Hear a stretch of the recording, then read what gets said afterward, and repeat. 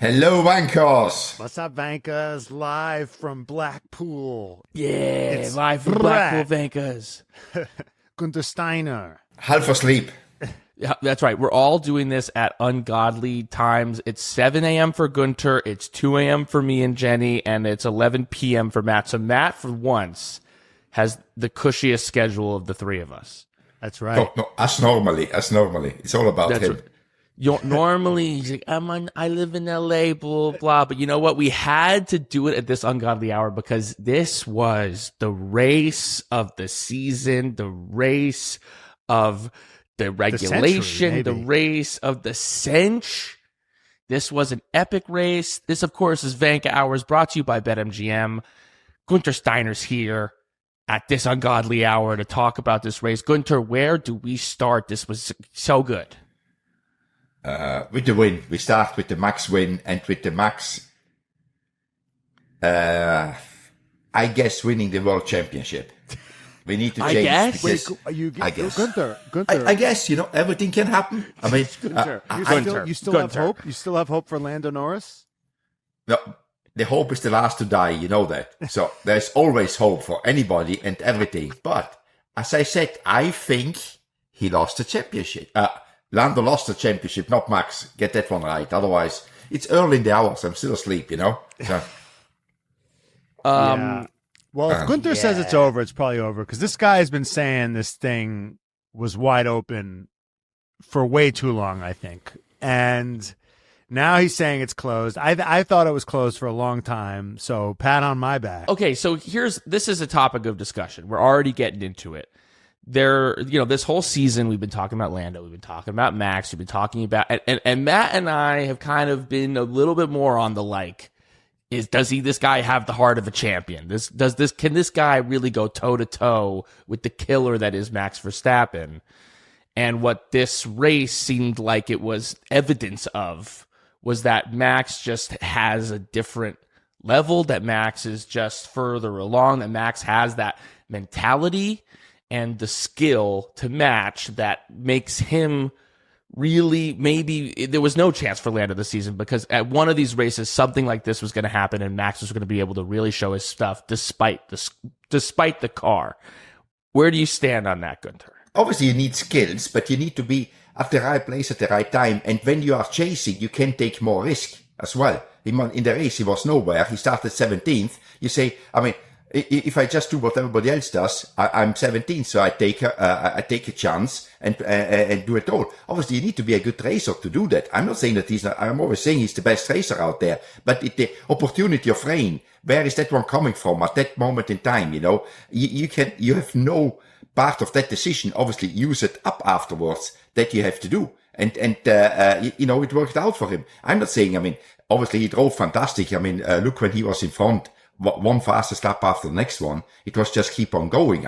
We all know that he can drive a race car, but without the opportunity of the adverse weather in Brazil, I think the chances that Lando wins would have been still there, but it wasn't. And obviously in that race, he got presented an opportunity, and the best one takes the opportunity better than somebody else. I guess my question for you, Gunther, is where does this rank in terms of performances that you've seen? Because you've been at this a long time. Yeah, pretty high. He did the last restart when he overtook Ocon. Ocon. And then just drove away. That showed. It's like he was the race. He was controlling the race. He was in charge. He was in a good place. And I think he's very happy to have had this opportunity to show how good he is. Because obviously there was criticism. He just won when he had the best car all the time. The last years. So, right. He did a good job. Yeah, it seemed like he was happier than I've seen him in a long time after this race. I think, sometimes the drivers talk about the best weekend is when we just dominated the whole time. But then sometimes they get on the podium and they're like, yep, okay, and you're right. But he overcame the adversity and he was elated. He was jumping into the arms of his engineers. Because he could show what he can do. It was a happy podium. That was the nice thing to see, because no one in the podium, at least one or two are grumpy, it's like, you're the podium, it's not this bad life, so. Definitely. So what do we decide here? Brian and I have not been watching for a long time, but for us, this felt like the best performance we had personally ever seen. But of Max or of anybody? Of anybody. I mean, think about it. He basically hammered in. This could have gone either way for him. The championship could have been blown wide open, or he could have nailed it shut the other way. And from 17th in the wet, he nailed it shut. And I have only been watching like 3 years, but that seemed pretty. For me, that was in the 3 years I've been watching, I never seen somebody perform that highly from that far back with the stakes that high. I think also, especially given what the narrative was going into the race, which was like, oh, Max is starting 17th, Lando's on pole, there's wet conditions, like this could be the weekend where the championship is flipped. And Max was in damage limitation mode. But he went beyond damage limitation mode to it's like you're on the defense and then you hit a headshot and all of a sudden you've won the game. That's kind of what he did. But these are the races where anything can happen, and I think we see that one, as I said before, with the Alpines finishing 2 and 3. It's obviously the Alpines are not the second fastest team out there or the cars out there. And everything can happen, but obviously you need to take your opportunity. It's not given to you for free. You need still to drive and to do a good job, So, well, we wanted to talk about the Alpine situation because they jumped. I mean, they were in 9th. Now they're in 6th. They had this massive jump. They were happy. I mean, Max was happy, but they were happy, man. Whoa. I mean, have you ever seen such a dramatic shift in one race ever? No, but they were not 9th and missing out 2 or 3 points. They were 9th, right. 30, 40 points behind almost, So it's like, yeah. I have a question for you because I think it was James Hinchcliffe from IndyCar brought this up. Do you think that that's kind of bullshit? That they can be like, if you're Haas, right, or you're V-Carb and you're like outperforming them every week, right? 10th, getting 9th, 10th, 8th, just chipping away every week. Or even 11th, 12th, and they're in 20th. You know what I mean? Right. And they're nowhere. And then and they don't even finish half the time. These guys are not even finishing fucking races, right? They're having reliability issues. And then they have one freak weekend and they're up. And all your hard work as V-Carb or Haas or Williams even is completely undone.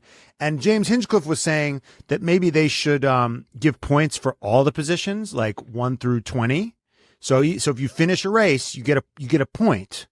And are you so to reward that consistency, or are you a subscriber to the 1 through 10 point system? I'm because nothing changes. Because if you change the how you give points, if you give it from 1 to 20. You cannot give 20 points to the winner and 1 to the who finishes last. You need to have a gap. And then you will put a mathematical situation in there. Yeah, you have got points, but you still, if you finish second, you get a lot more than finishing 15th or 16th. And what is changing? I don't understand the mathematics. I would like to see an example. Well, let's say if you're finishing 12th a lot. It's like the aggregate. It's like if you rank up a bunch of 12th place finishes, and Alpine's getting 1 point for 20th and 19th, or no points if they don't finish the race. Yeah, but then what you change? I mean, this was discussed. What the only one to change, you take it down from 10 to 12th. And then what changes? Then, I think 10 from 1st to 20th, but then it's like, obviously, 1st and 2nd, the top scores have to be a lot higher than 25. Exactly. So they would make more points if they finish 2nd and 3rd. Again, they finish 2nd and 3rd. In the end, that will always be rewarded with points. Otherwise you don't have a championship. So okay, so no to that idea. What about another proposal? How do you feel about this switching after red? How do you feel about that? Do you think that that's bullshit? Switching tires during a red flag. Switching tire in pit lane for free, basically. That you get it. Yeah. Yes. It's tough, right? Because they don't want people doing a restart on old tires, but Yeah, because the tires, you cannot warm them up. It's dangerous almost, or without almost, because the tire is cold and you go out there in wet and you cannot warm the tire. Don't have hot tires. It's, that's not good, Oof. Well, I guess also part of the question maybe is, especially, in inclement weather, if they're stopping if it's a safety issue, that's one thing. But I guess also part of it might be, should that count as your one pit stop? Like, should that count as your tire change? Because I think that's part of the thing is that, like, oh, you just, like, you dip in, you don't get any disadvantage for dipping into the pits. And then all of a sudden everybody else, who's already gone into the pits is like, oh, well, now Brian, did we fix it? You can change tires for safety, but that doesn't count as your tire change. You still have to pop in my once. Thought. What do you think of that? I'm just trying to think through. Yeah, I'm thinking through how that would work, because maybe you don't have any other tires left. Could be, that if you change it, if it doesn't count, that you change it, and then you need to change an alternate tire, and you don't have any of them left. Counterpoint. For safety reasons, Pirelli has a spare set. Has extra tires. That doesn't work. Extra tires.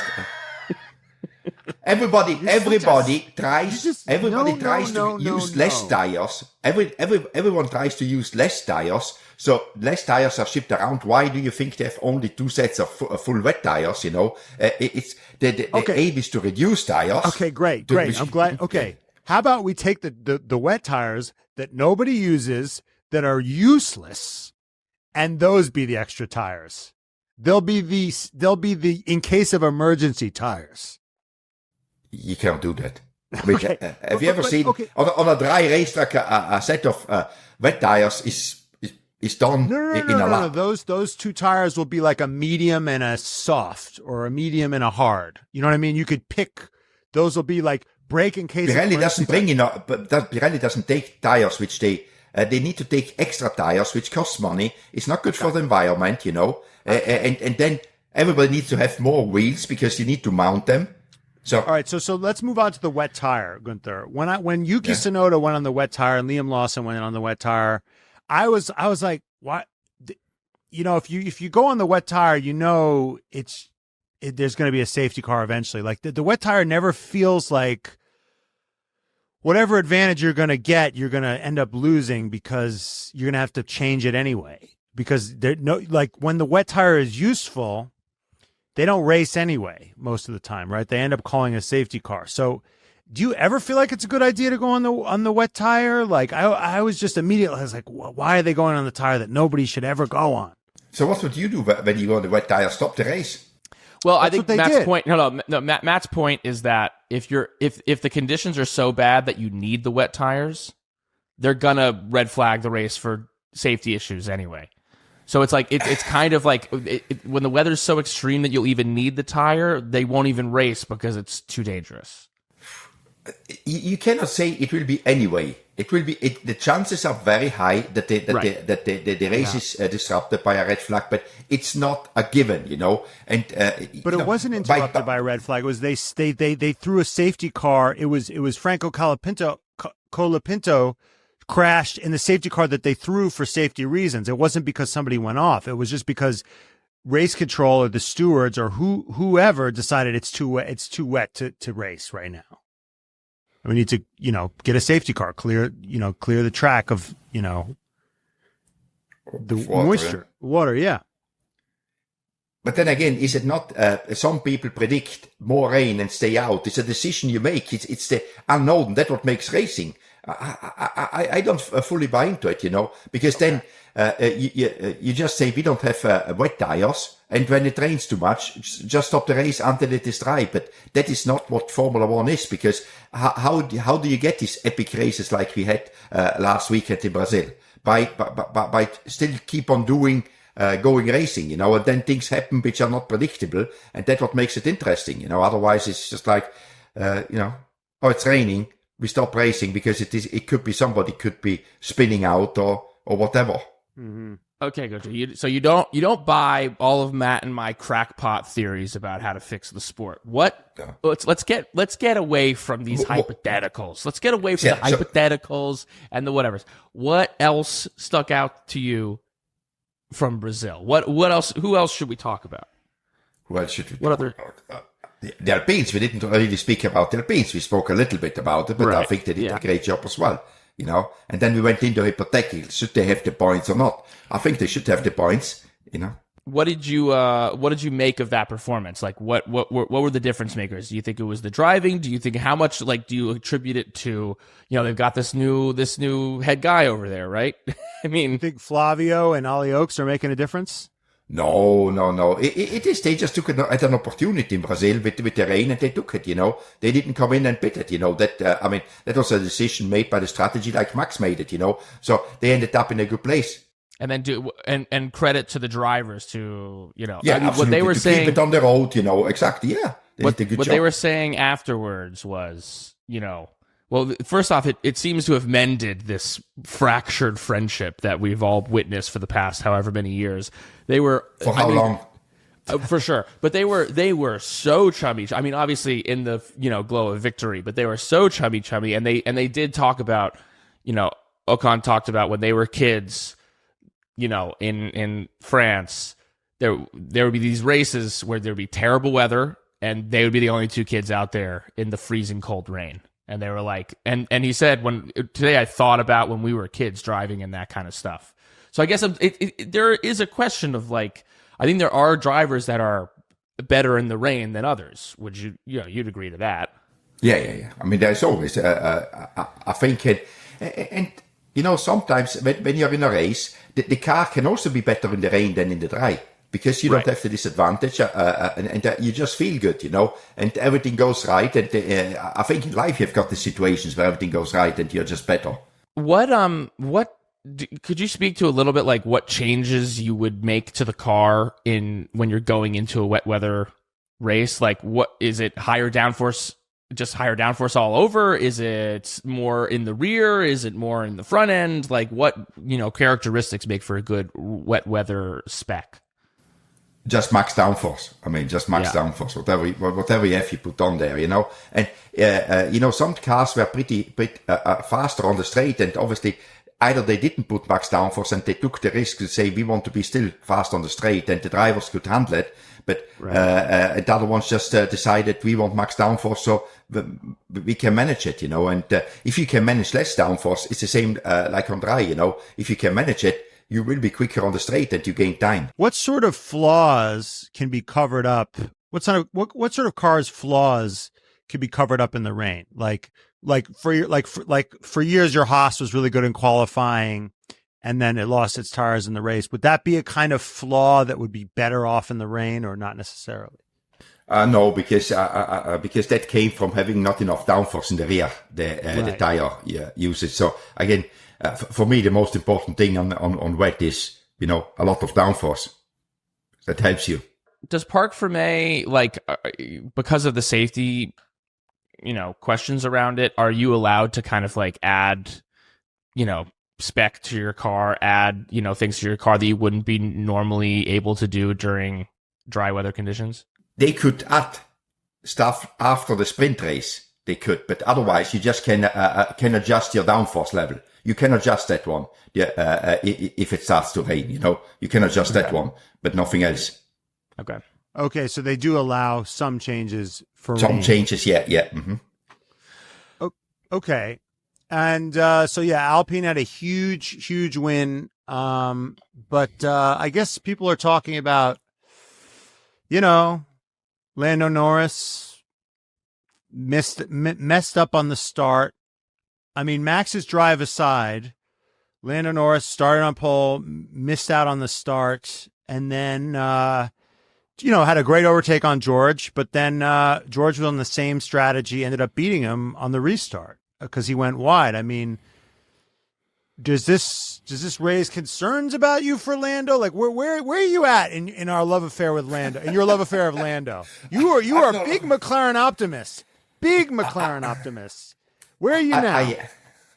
I'm now that the championship is Max's. I mean, you cannot make up that one. But I mean, yes, miracles can happen. As you say, he can have appendicitis and not race. Like 2025, like sort of like where is your love affair with Lando? Where's your optimism for this championship being, anybody's up? Because for me, I see that and I'm like, as long as Red Bull has a decent car, he's going to win.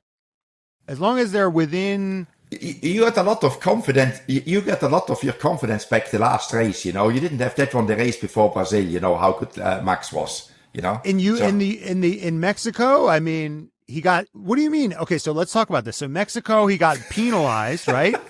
But it was still a good week for him because he kept Lando from winning, right? So he got all these penalties. I think he was happy with it. And then in the USGP, I don't know where did he finish. Not that far back. Like, yeah, he where did he finish in US? Where did he finish? Who Max or Lando? Yeah, Max. Max finished third ahead of Lando, who was in fourth. Yeah, so I mean, fourth, yeah. He's been doing well in a car that isn't awesome, right? He's doing well. I mean, he's the best racer out there. He's the best, but the car was not giving him anymore. He didn't have that advantage of the car. I think the McLaren is the better car. And, Lando cannot, I mean, in Brazil, he didn't have a chance against Max, Max just, Red Bull in general, because it's not only Max. Max drove the car, but also the strategy when to come in. It's a team. They just used the opportunity to get home the maximum what was there. Right, and they seem to be on it, like with the starting procedure. Like Max was like, "Why is everybody moving? According to Article 64, subsection 12, we shouldn't be moving in this aborted start." I mean, that in the end didn't change anything. I know, but it just shows like the Red Bull is on it, right? Yeah, they're on it. Otherwise, you don't win. You're not on it. Bankers, as you know, we have teamed up with BetMGM this season, and we are using BetMGM lines to make all of our picks. And if you haven't signed up for BetMGM yet, use bonus code DADDY, and you will get up to $1,500 first bet offer on your first wager with BetMGM. Here's how it works. You download the BetMGM app, and you sign up using the bonus code DADDY, because we're fun. Deposit at least $10 and place your first wager on any game. You'll receive up to $1,500 in bonus bets if your bet loses. Just make sure that you use the bonus code DADDY when you sign up. Don't forget, if you haven't signed up for BetMGM yet, use bonus code DADDY and get your first $1,500 first bet offer today. See BetMGM.com for terms. 21 and over. U.S. promotional offers not available in New York, Nevada, Ontario, or Puerto Rico. Gambling problem? Call 1-800-GAMBLER. Available in the U.S. Call 877-8-HOPE-NY or text HOPE-NY for New York. Call 1-800-NEXT-STEP for Arizona. 1-800-327-5050 for Massachusetts. 1-800-BETS-OFF for Indiana. 1-800-981-0023 for Puerto Rico. First bet offer for new customers only. Subject to eligibility requirements. Rewards are non-withdrawable bonus bets that expire in 7 days. In partnership with Kansas Crossing Casino and Hotel. Don't forget, if you haven't signed up for BetMGM yet, use bonus code DADDY and get your $1,500 first bet offer today. This race, which, Lando had an opportunity to increase his lead, to keep himself alive in the championship, and he made mistakes. Beyond, his start, this has been a topic of discussion the whole year. He can't nail these starts, and then he has this opportunity to get out in clear air without the spray, and we've seen what that McLaren can do in clear air. Like, there's a world, I think, I'm curious your thoughts on this, that if Lando had actually nailed that start, who knows, maybe he builds a big gap to George, that he's able to we saw what Max was able to do at the end of the race, to build a 20-second lead. We've seen Lando do that this year, but he didn't give himself that opportunity because he didn't nail a start again. So I think it kind of speaks to, the mindset, the heart of the champion. Like today, the Brazil was a very clear, either side of the coin here is that Max is ready for the moment and maybe Lando isn't yet. Yeah, but you could see that, let's go back to Austin, when what Max did, he took a chance, and did what he did, and the penalty, Lando got it, and Max then in Mexico came back, did the same thing again, and because he just pushes the envelope, and Lando doesn't, but I think that is the difference between the two of them. Lando has got, in theory, he should win the race. As you said, he should nail the start. If he would have nailed every start, If there's the big if Right. in there, you know, Right. then he will be the champion. But I always thought the car will make it up for him. And, you know, even with him Max being the better racer, as we know, but because the McLaren at this moment is the better car, if Lando just is neutral, not being fantastic, but also not making mistakes, he can win the championship. But obviously now he cannot anymore. I fully agree with that one. And that Max, if he gets an opportunity, he takes it all the time. I mean, what he did in Austin was challenging Lando, putting him in to make this mistake. Obviously, the stewards helped him doing that one, because if they would have find him there, he wouldn't have done what he did in Mexico. Okay, I want to talk. I want to talk stewards for a second. I mean, it seems like when, you know, Max curses, Charles Leclerc curses, they're on it. They've got their shit sorted out. But anything beyond that, it's a complete mess. I mean, the sprint race. Okay, I want to talk about the sprint race for a second. I mean, the sprint race, I was feeling crazy during the sprint race because Oscar got ahead of Lando. Oscar was ahead on Lando. He was ahead because of qualifying. And in Hungary, you know, they said to Lando, you got to give the place back right away because we don't want a safety car situation, right? We don't want a safety car situation. So they wanted them to swap the places as quickly as possible. But in the sprint race, they were like, yeah, Lando, Oscar will get it to you later. He'll get you on the last lap. And I was like, wait, what happened to the safety car issue? And then there was a safety car. and then it seemed like, Gunther, tell me I'm crazy, Gunther. Tell me I'm crazy. I'm telling you that anyway, yeah. Okay, but tell me I'm after. It felt like the stewards were kind of waiting for McLaren to make the switch. And then because Nico Hülkenberg is just kind of standing there as the cars are whizzing by like Frogger, and they haven't thrown the safety car yet. Am I crazy? It seems like they were waiting for it. They were waiting for them to make the switch. The decision of getting the safety car out is not the stewards doing it. It's the race director. That's what I meant. The race director. Yeah. Right, yeah. It seems like the race director was waiting. It was like, come on, guys, make the switch. We got a championship on our hands. Yeah, I think you give him too much credit.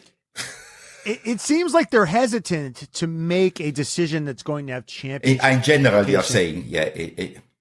But right? Because when Lando messed up the start procedure, right, they were like, we're going to wait till the end of the race to decide how we want to adjudicate that, right? That is a steward decision. Because that needs to go to the stewards. The race director reported that to the stewards, but to throw the red flag or whatever, or safety car, that he needs to do now. So it's two different scenarios there. But you know, when you go into, did he do it on, let's say it like this clearly, on purpose to wait until they swap decisions so that the championship stays interesting? I do think you give him too much credit. But okay, is it that he was like, let me wait to throw it so they can do it? Or is it there like a hesitation, man, I don't want to be the Michael Massey that does something or then gets sacked, yeah. Yeah. Yeah. Well, I think, you know, these guys, people who do make these decisions, they're human. They're watching this thing. You know, it might not be as evil or like, let's wait until it happens. But, you know, why did Michael Massey make that decision? I mean, there were factors at play. He was under a lot of pressure, obviously, but clearly this is obviously a more intense moment, but like, he went against the rules as everyone understood them in order to like give the sport a fantastic finish, in order to like that was a complete take that one out 21, yeah. Right, but so, I think so that's our introduction to the sport. So now there's a skepticism when you see something after Michael Massey. There is now a skepticism where you see something like that, and everyone says, "Oh, they were anti-Lewis. They were anti-Lewis." I think they're just pro keep this thing interesting, always. So, you know, that's what I was thinking. Like, okay, they want to let them switch it to keep this thing more interesting. I just need to answer that one. What you say that the race director is a crook, basically, you know, so that he's consciously influencing the championship, and I continue to say subconsciously. Oh, we said subconsciously, Gunther. You started off with consciously. Is he trying to keep the championship, you know, interesting like in 21, like it was done? No, I do not think. I think the race director. Some of this decision, and I'm not trying to defend him. It's difficult to see. It's not difficult to see. It's just like there is no danger.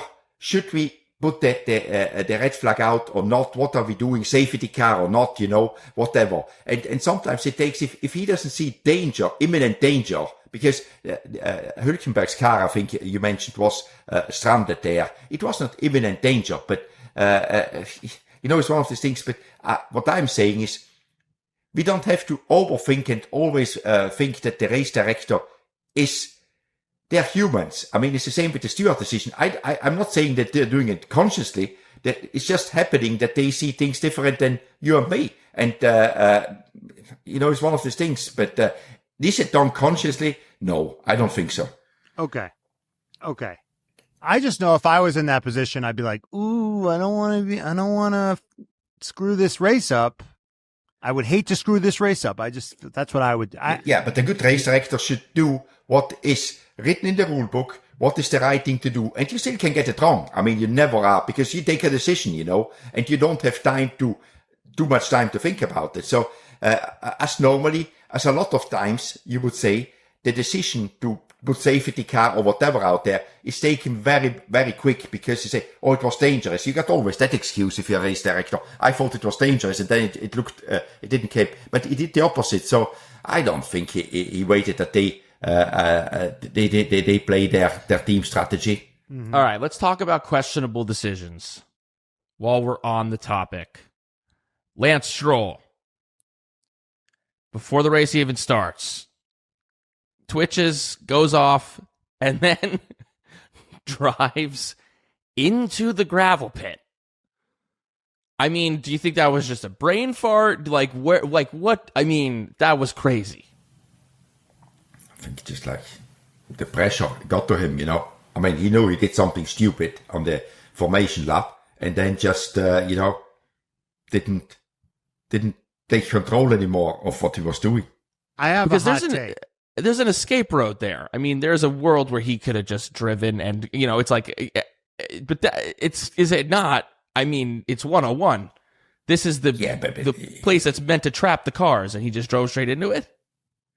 Yeah, I think he panicked. I mean, you know, in situations when because the world is looking at you, you're always critiqued. You do something stupid on the formation lap. What do you do next? Something more stupid. It's just like that's human nature. That's true. Gunther, I have a hot take I want to run by you because I've been doing so well with my hot takes so far. With your arguments, yeah. And you're the only one which is actually awake, you know, because you never went to sleep, you know. So, right. Okay, so this might wake you up, this hot take. I think Lance Stroll gets a lot of... I think Lance Stroll is underrated, given the fact that when you look at him, he does not want to be there. For a driver that just from my eyes, looking at him, watching him in interviews, watching him sulking around, watching him being miserable, for a guy who hates his job, he's pretty good at it. Think about it, because I think about all the times I've been at jobs that I hated, and I do such a terrible job. This guy hates his job and is like not that bad at it, considering he's scoring points. He's not that far. He hasn't crashed that much. If you adjust, because most of the guys that are on the grid really want to be there, and he's not that much worse than guys who really want to be there.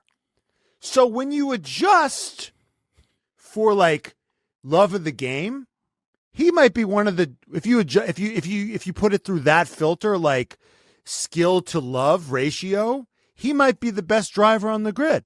He might. Could you imagine how good he'd be if he loved it? If he was happy. I mean, I would agree with, let's agree on this one. I mean, to do a job, he never looks happy, which is quite, you know. Yeah. Yes. It's what we call a phibisinapunum. Which language was that? It's Yiddish. Yiddish. Okay. I didn't know that you speak Yiddish, so anyway, something I learned, I speak a few words. One of them is for Bissena Punum. For Bissena, like in German, for Bissena, okay. Yeah. So you understand it a little bit. Punum means face. So it means like sour, crappy face. Yeah. Okay. But I agree with him. He never seems to be happy, whatever happens. So, would he be a world champion if he would be happy? I don't know about that one, because some people can be good when even they're unhappy, or we think he's unhappy, and maybe it's just his expression, but obviously, it seems to be, as you say, I don't think a lot of people critique him. He's such a bad driver. He's just there because Daddy has the team and all that stuff, But put it this way, if Daddy wouldn't have the team, I don't think Lance would be a Formula 1 driver because he doesn't want to be one. Right.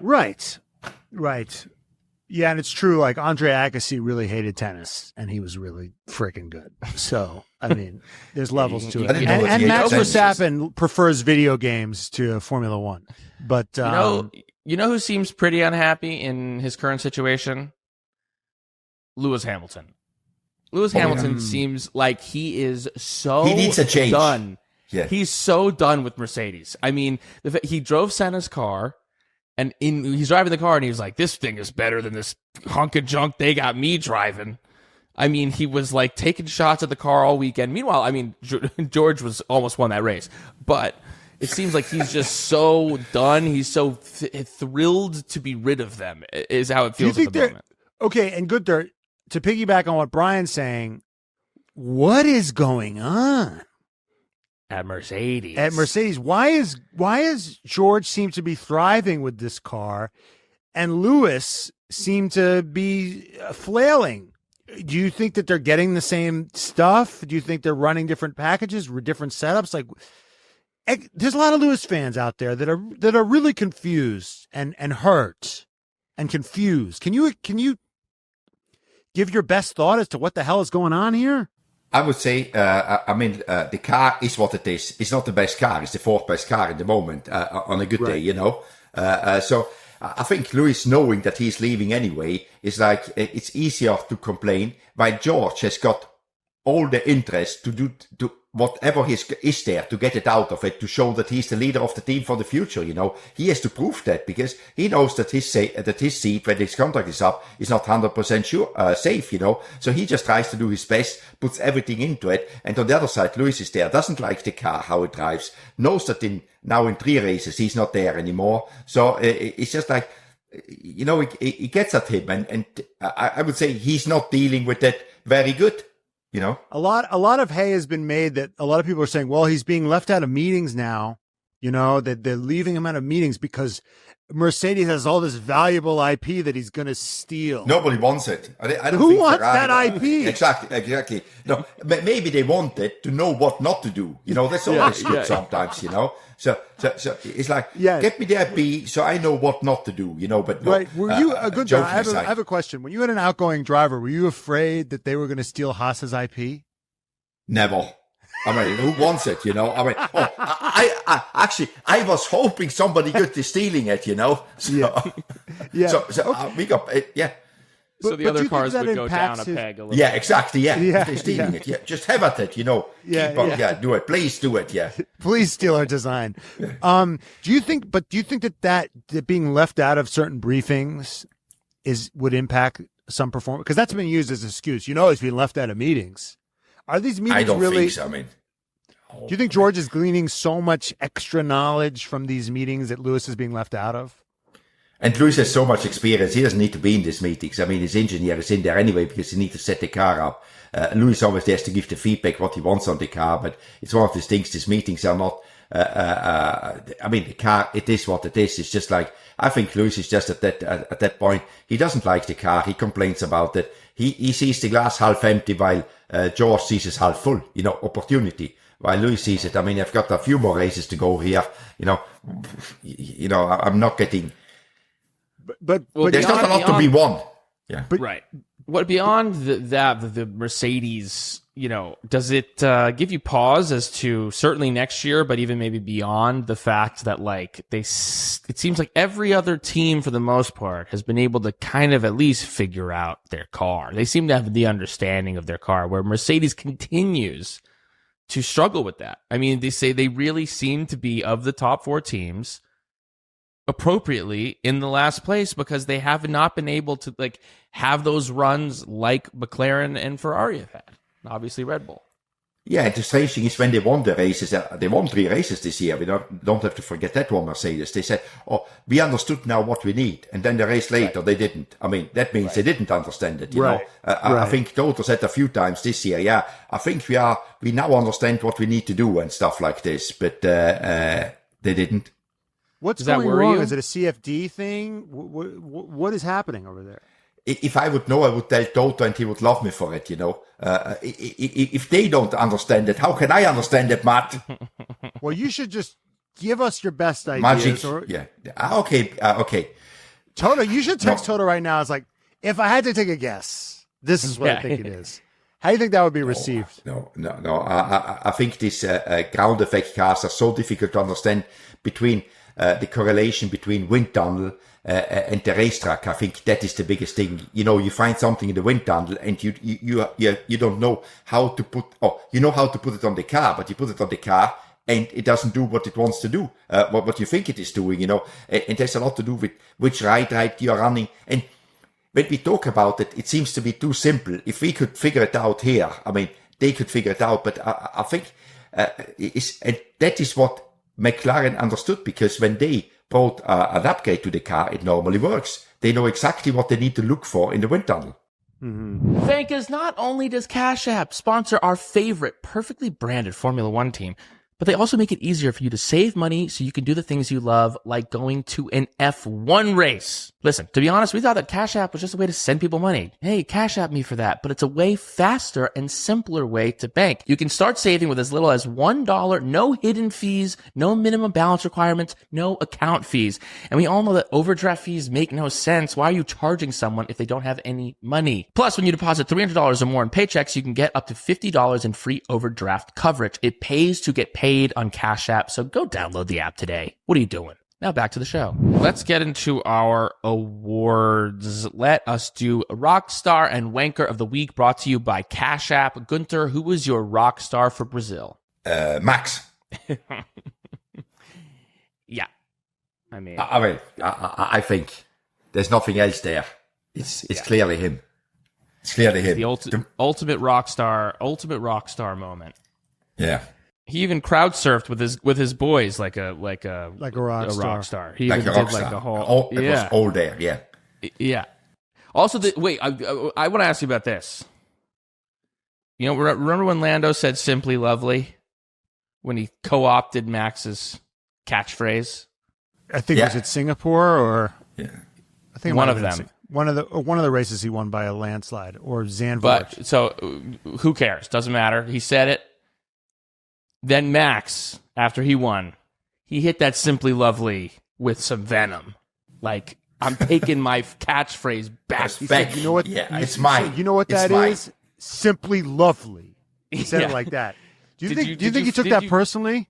Do you think he took that personally, given his... No, it's a good banter. It's not... I don't think he took it personally. I mean, it's good banter. I mean, obviously, he said, when the other one said it, he said, just wait for me, you know. It's like sometimes, you know, it's good.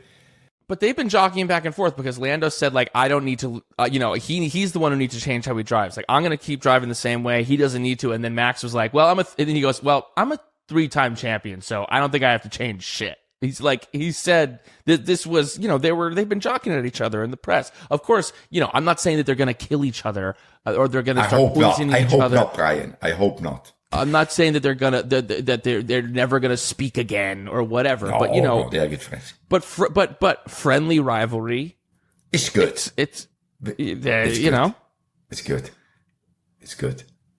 But when Lando did that, I was like, why are you giving the guy more motivation? Right. You know, they talk. You're just throwing blood in the water here.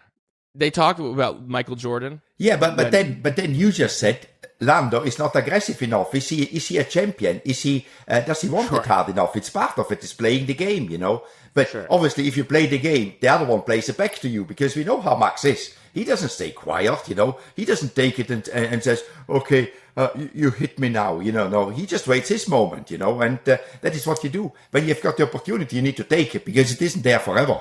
Yeah. There was this great clip making the rounds of all these NBA stars, even Kobe Bryant and Shaquille O'Neal and Reggie Miller, some of the best to ever play. They all said that they never talk shit to Michael Jordan. Because they're like, God forbid. Because they were just like, God forbid we give him any more motivation. So what they would do is, if he hit a shot, they'd say good shot, Mike. That was, they would compliment him. High-fived him, yeah.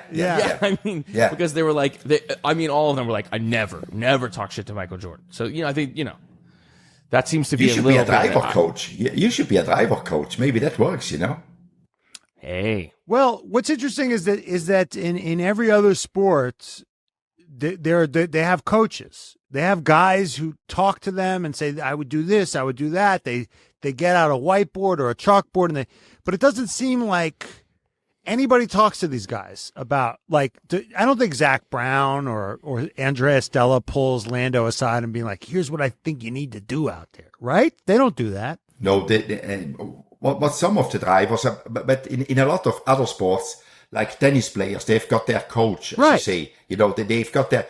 It's one thing in motorsport, which is, and I'm with you there. If I would be a young driver, I would do like Oscar Piastri is doing. Having Mark Webber around.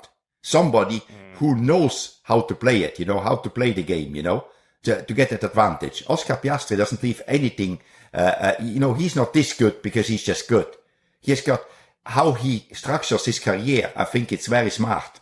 He's got somebody around like Mark, which is an advisor, tells him what he thinks, has been through the same stuff and learned out of it. So basically, the next driver should have Brian as his coach. Well, we could help. We could help them with the. Well, all three of us. We could do it. Yeah. No. He said to me. But Brian is the chief. Brian is the chief. Yeah, my new business. Yeah. Jump on the bandwagon here. Yeah, jump on your bandwagon. Yeah. You can. I'll see if we have room for you at Brian Muller Driver Coach Inc. Okay. Gunther, who was your wanker for Brazil? Last night I had one on the book tour show, and there was a young kid there. And he asked me, who will be your wanker of the week this week? And I said, and I said, I think it is Williams, because wow. And he said, no. Oh, yeah. It needs to be Lance Stroll. It needs to be Lance Stroll, because and he was right.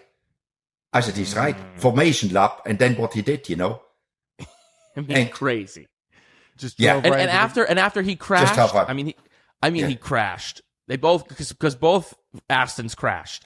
And those races went two very different ways, because the end of the race, Alonso was like, I'm breaking my back, but I'm going to bring this home because of all the hard work that you guys did to make this car ready for the race. And the other side of the coin is Lance Stroll, before the race even starts, driving into the gravel pit. I mean, there was two opposite ends of the spectrum right there.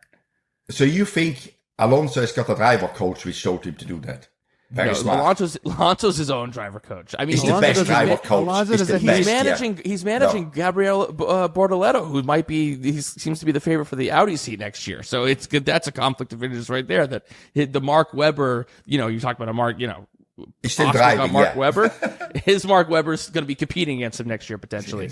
But okay, wait, I want to talk about Williams, because that was brutal. The look on that mechanic's face. I don't know if I don't know if that guy's ever going to recover. That guy's like, I gotta quit. I can't do this shit anymore. I think he stayed back in Brazil. I think he's still there. I think he's done. He's done. I don't want to go anywhere. Or is he still fixing the car? I mean, if he can find enough parts, in the scrapyard, Yeah. So, he's gonna be like, he's gonna give up all his worldly possessions, and he's just gonna live in Interlagos, and he's gonna be, he's going to have completely lost his mind, fixing a cardboard version of the car. He's like, maybe if I fix it again, my life can change. I mean, listen, I think, you've had some dejected mechanics in your day. We saw the guy who, messed up the wheel gun in Australia 2018. Like, yeah, but that was a difference. I mean, this guy through no fault of his own is just keeps on working, keeps on fixing cars. But you've also, I mean, you had the year with Maz. I mean, you've been there when guys have fucking worked their ass off to get a car ready, and then someone crashes it. I mean, like, what does that do to a garage? What do you do there? You cannot do anything. I mean, these guys just, I mean, they work hard, they know what is coming, but if they are not happy, I mean, it's like, look at the whole weekend for Williams. They had all these crashes, which again, it's a lot of money. Thanks God it's the end of the season, so, you just use up what you've got, because you have no time to produce a lot of parts anymore, because the last races are just coming. But you do what you do, and then they were 8th in the championship, and now they're 9th with no chance to become 8th. Yeah. I mean, it's just over. Just let's do 3 races, just participate and wait for next year, because it's done. We are done. Wow. And who do you think feels worse right now? James Valls or the mechanic? I think the mechanic. Or Carlos Sainz. Because he's going there.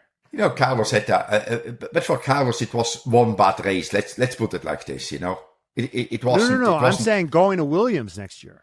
I'm going to Williams because I think I wouldn't put them together in one room, Do guys ever just rage quit? It's such a brutal schedule that you guys follow. That it's 24 weekends out of your year. There's like a guy like that who's spent this whole season. He's worked his ass off fixing flying commercial.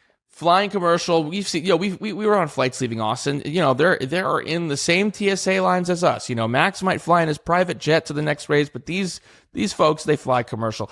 Like, do people just get burnt out and then they just never showed up for work again? I feel like that must happen at some point. I didn't see that one happen. I think what people, what happened in F1 since there's so many races, and some of the teams rotate people now. We have to say that as well. Some of the teams, they rotate people to make it better. But what happens normally, these guys in the good old days, when Senna was driving epically in Monte Carlo and all that stuff, people worked in racing, went to the racetrack until they were 40, 50 years old. Go down now in the garages. There is very few people over 30 years old. Very few, because what they do it for a period of time. When they get older, they try to get the job back in the factory. Still be involved with the sport, but not travel this much anymore. And you let the younger people taking over that one. That for all the mechanics or not all, most of them, 90% are pretty young. And the older mechanics are back at the factory. Correct, yeah, because or get out of the sport, but just quitting and leaving it. I don't think I have never seen that one. Somebody showing up for work anymore. No. I just love the image. Like, sometimes you're at work, in movies where someone will just be like, you know what, I quit. I'm done. I'm done. Yeah. You know what? Fuck this. I'm fucking out of here. I would just. No one's ever had a meltdown and you've had to fire them on the spot. I don't remember, but that can be because sometimes people get just, too wound up about it. And you cannot fire them at the spot, in Europe. You cannot just say, get out of the door here. You cannot do that anymore these days, Matt.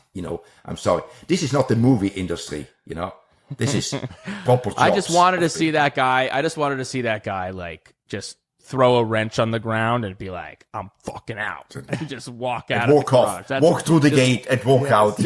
I'm fucking out. But I mean, here's interesting. There's been a lot of praise for the rookies this season. The rookies have come in, they made a big splash. But you saw what Bierman and Colapinto specifically, who have gotten a lot of praise this year. But then in wet weather conditions, the experience triumphed, and these young kids were like, oh, welcome to the NFL, kid. I mean, Bierman went off 15 times during the race.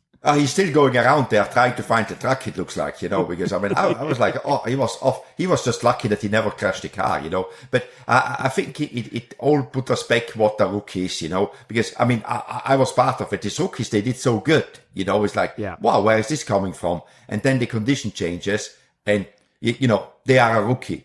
They are rookies. Right. Yeah. How do you think Kevin Magnussen felt? He's sick as a dog.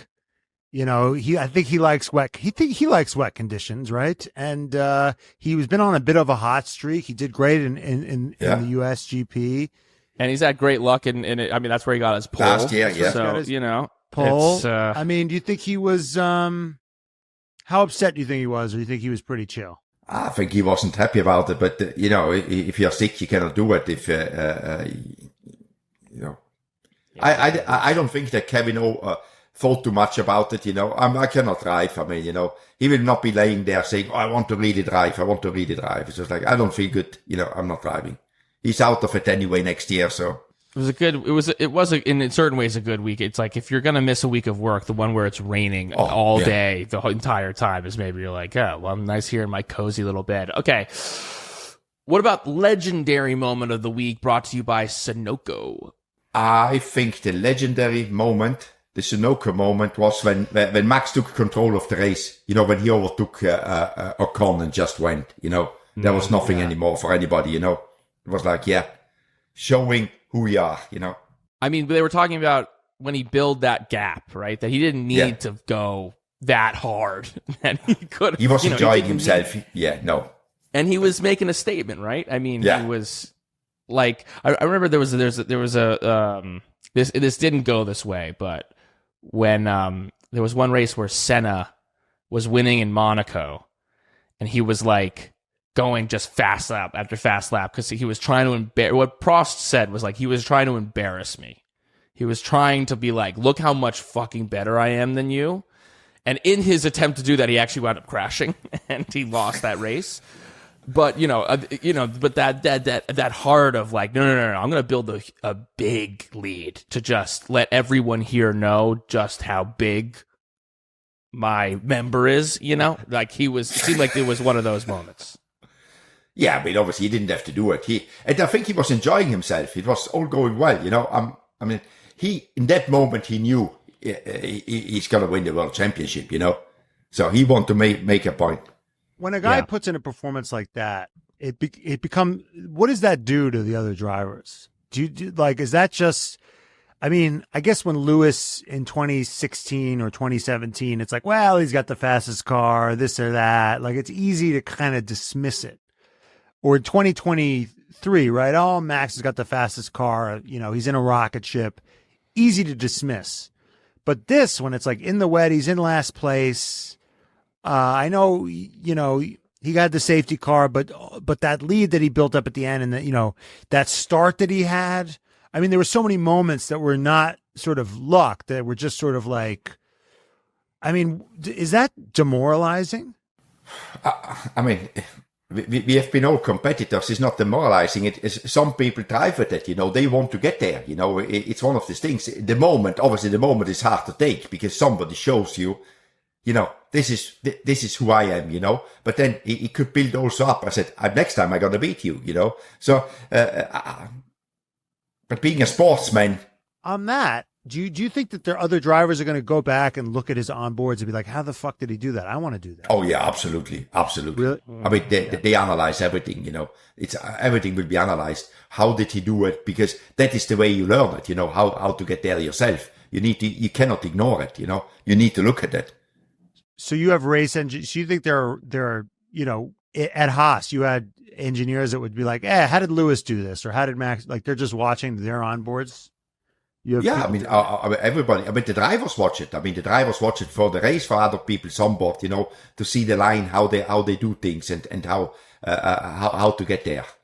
Because if you understand how they go there, that's the only way that you can learn it, because you haven't got the chance. You're sitting there and it's like, how did he do this? And the only way to understand it, there's so much information there that you just go through it. Vankers, specifically the male Vankers who listen and watch this pod, when you leave the house, it's phone, wallet, keys, and now, how does my hair look? But if you're experiencing hair loss, you may not be so confident when you step outside the door, and it's time to get that confidence back and restore your hair with Hims.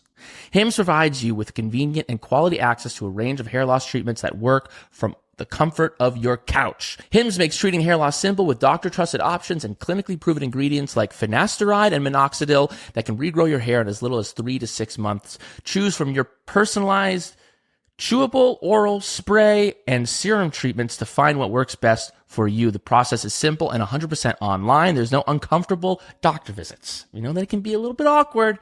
You just do it online and you get it done. You can start your free online visit today at hims.com/redflags. That's HIMS.com/redflags for your personalized hair loss treatment options.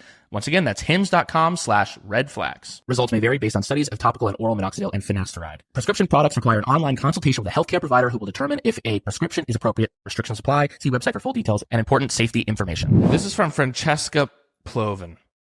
Gunther, what do you do to pass the time during red flagged races? When there's a red flag, it's raining, it's like or sometimes rain delay, it's 20, whatever. Yeah, rain delay. It's 20, 30 minutes sometimes. Like what's the like? Of course, yeah. You know, if there's strategy stuff, yeah. What do? You just kick back, relax, and enjoy the show. Yeah, kick back, relax, go get something to eat. You know, kick your feet up. Exactly. Yeah, just wait until it changes. And if it is too long, I just go do something else, you know. If for example, if a race wouldn't be restarted, something like this, you know, it's just like. You know what I think you should do, Gunther? I think that you should get copies of your book, and you should have them in the garage, so that for the during people to read, yeah. For the people to read, so that if there's a long red flag, then the entire paddock, you can see everyone just cracking open that book and learning a thing or two for once. That's right. I don't know about that. Do you think Gene Haas will read it? I think his lawyers will. I think they have. I think they definitely will. They definitely have. Oh my God! Oh, that's good. So yeah, Gunther, you have a new book out, huh? Yeah, it's out now since a month. Yeah, since 10th of October. Yeah, and I'm on book tour. I talk every evening in England. You know. Yeah. That's why we're doing this at 7 a.m. your time. Because because in the evening, exactly. Yeah, I need to work. Selling out theaters. And what's it called? What's it called? Unfiltered. It's called. I don't have a copy with me, guys. I'm sorry. I read it, you know, so I didn't take one with me on my travels, you know. So yeah. And to be light. We're still waiting.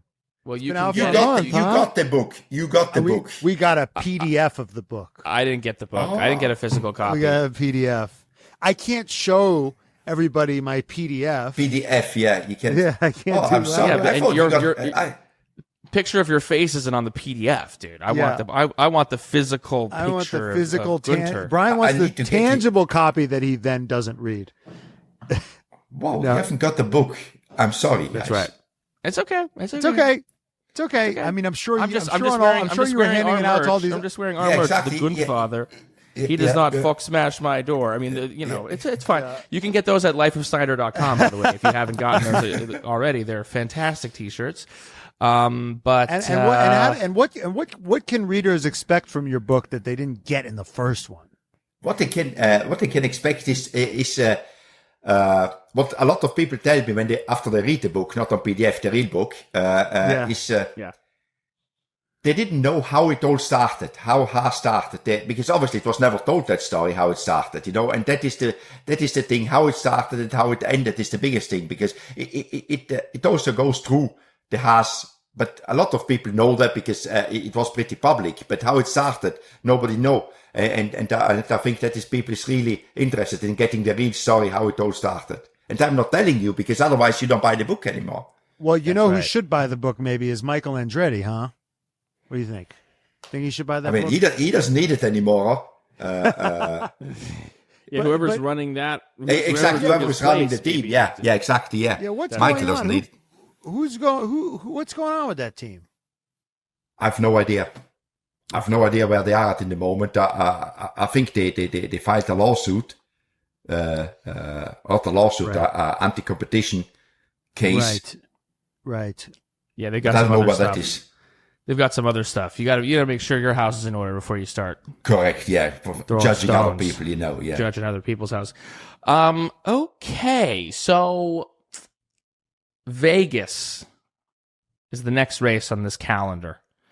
Seems like Max is going to seal it there, most likely. Most likely, anything can happen, but most likely Max is going to seal it. What do you think is going to happen? Do you think Max is going to continue this streak? Who do you think is going to win in Vegas?